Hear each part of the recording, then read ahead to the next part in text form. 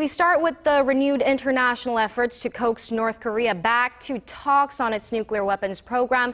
Senior officials from South Korea, the U.S. and Japan met in Tokyo this afternoon.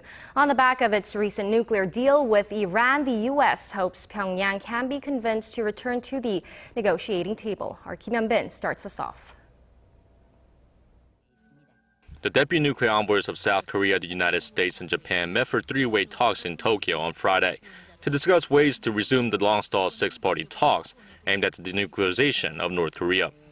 This latest meeting comes amid a flurry of diplomatic activity between all the members of the six-party talks, with the exception of Pyongyang. Gunn South Korea's Director General for North Korean Nuclear Affairs at the Foreign Ministry, joined his Japanese and U.S. counterparts Shigeki, Takizaki, and Seiler in Tokyo.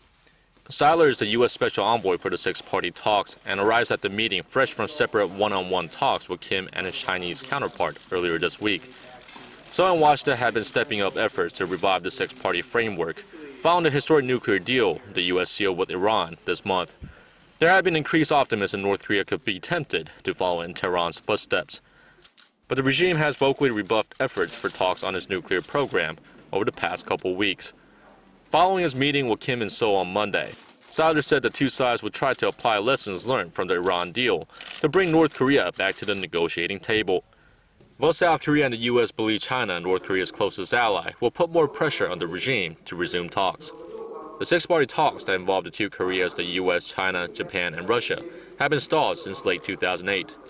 Watchers say Friday's meeting in Tokyo will likely be used as a forum to coordinate the three countries' position on the North Korean nuclear issue, before it's discussed at the ASEAN Regional Forum in Malaysia next week. Kim Hyun, Arirang News.